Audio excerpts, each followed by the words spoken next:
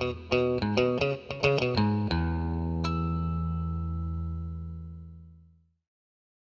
everyone, and welcome to another one of our videos. Today I'm going to be showing you how to replace the spark plugs on our 2000 ML320. It's going to be the same process for all ML320s and ML350s of the W163 generation, which I believe runs from 1997 to 2005. So, the tools that you're going to need to do this job, obviously you're going to need spark plug wires, spark plugs.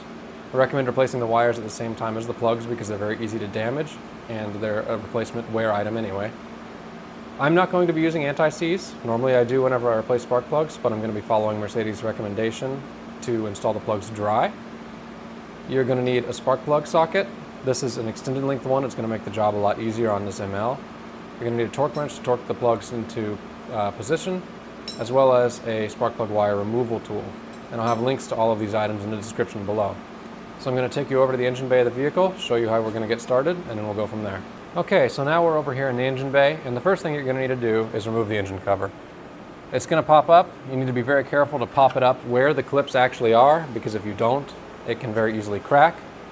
And once you have that removed, you have pretty easy access to the spark plugs on this side. On the other side, you're going to need to remove the air box in order to have access to all of them. But I believe we should be able to do this job from the top entirely. I've seen people do it from through the wheel well as well, which requires obviously removing the wheel as well as the fender liner. If I can do it from the top and avoid doing that, that'll be great. If not, I'll let you know, and then you'll know for sure whether or not you need to do that. So you can see in the first cylinder, I've already unplugged the coil pack here, and I've removed the two wires. This is wire A, and this is wire B. Those are labeled on the coil pack, and wire A corresponds to the front spark plug for this cylinder, and wire B corresponds to the rear one. I will let you know if that pattern changes as we go through the process, but I believe that's going to be the same. That's only logical. So once you've gotten these wires out, which you use the wire removal tool to do, you use the open end of that tool and pry in order to get the boot out, or you may be able to reach down in there and just pull it out by hand. Once you've done that, you're going to take the long spark plug socket or whatever spark plug socket you have and start pulling the plugs out. Now, if the plugs are tough to get out, or if they start loosening and then they stop, you're going to want to turn it back, tighten a little bit, and loosen, tighten, loosen, tighten, loosen until you get the plugs out to avoid pulling threads out with the plugs. So I'm going to go ahead and start pulling these first two plugs out, see how that goes, and I'll let you know and give you an update once I've gotten that done. Okay, so at this point, I've changed all of the plugs on this driver's side of the engine, and I just wanted to walk you through what I did to do that. So on most of the cylinders, I ended up using the coil pack spark plug wire boot removal tool in order to remove the spark plug wires from each spark plug itself.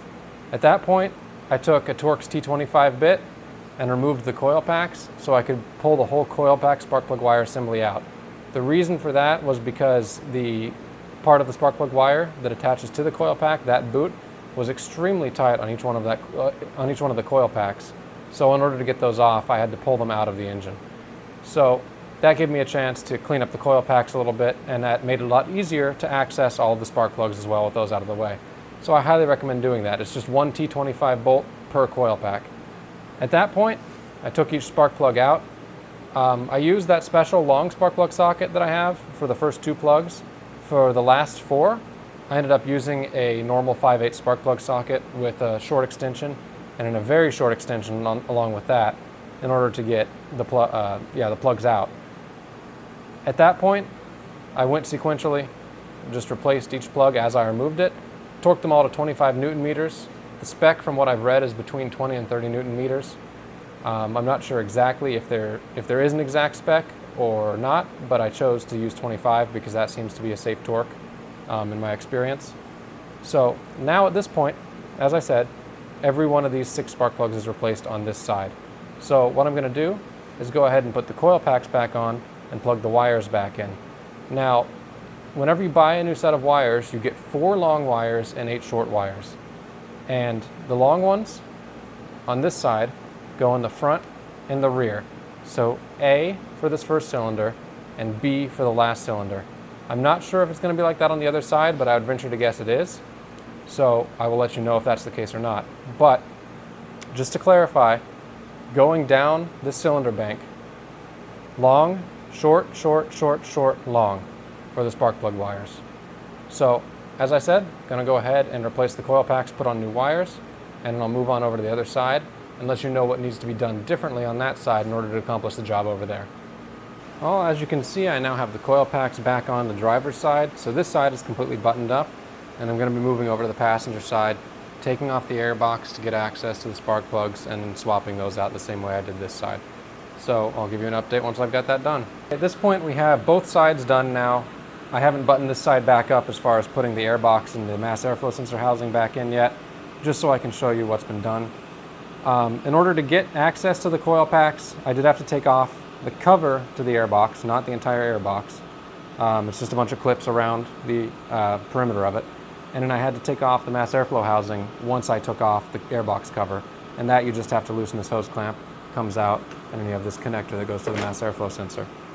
So, once I had done that, I followed the same procedure as on the other side, pulled each coil pack off, pulled the wires out using the wire removal tool, pulled all the spark plugs out, replaced all the spark plugs, put the coil packs and the wires back in, new wires of course, and that's the point I'm at right now. I'm ready to put the airbox cover back on, ready to put the mass airflow sensor back in, and we should be good to go, and the truck should start right up and hopefully run a lot smoother.